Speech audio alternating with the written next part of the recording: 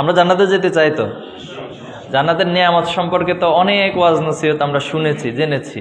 এজন্য এই দুনিয়ার তুলনায় জান্নাত অনেক অনেক বেশি। আর আমাদের পিতা আদম আলাইহিস সালাম তিনি জান্নাতেই ছিলেন, এটা প্রেক্ষাপটে দুনিয়াতে এসেছেন, আবার আমরা জান্নাতে যেতে চাই। তো আল্লাহর কাছে আমরা এই দোয়া করে শেষ করছি যে আল্লাহ তাআলা যেন কখনো কোনো অবস্থায় আমাদেরকে ভুল ত্রুটি গুনার মধ্যে না রেখে গুনাহগুলোকে মাফ করে দেন।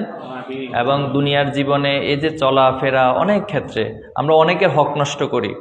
একটা বিষয় খেয়াল রাখবেন যে আল্লাহর কিছু হক রয়েছে, আল্লাহর হকগুলোকে আপনি যদি লঙ্ঘন করেন, আপনি যদি তাওবা করে আল্লাহর কাছে ক্ষমা চান, আল্লাহ মাফ করে দেন।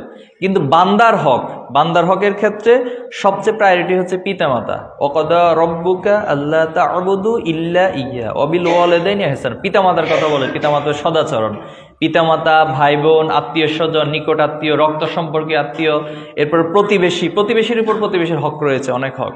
এরপর আমি কিন্তু আমার কথা দিয়ে অনেক সময় অনেককে কষ্ট দিই। সেই কষ্ট যদি কেউ মনের মধ্যে পুষে রাখে, কালকে আমার দিন কিন্তু সেই কথা দিয়েও আমাকে সে আটকিয়ে দিতে পারে যে আমাকে এই কষ্ট দিয়েছিল। তো পশু পাখির ক্ষেত্রে যেটা হয়, যেমন একজন পশু পাখি আমরা অনেক সময় দেখি কুকুরে ঝগড়া করে, বিড়াল কুকুরে ঝগড়া করে, এভাবে বিভিন্ন পশু পাখি ঝগড়া করে।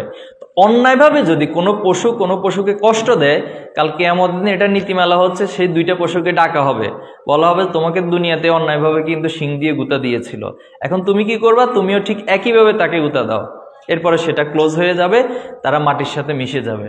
কিন্তু মানুষের ক্ষেত্রে এই মাটির সাথে মিশে যাওয়ার কোনো অপশন থাকবে না।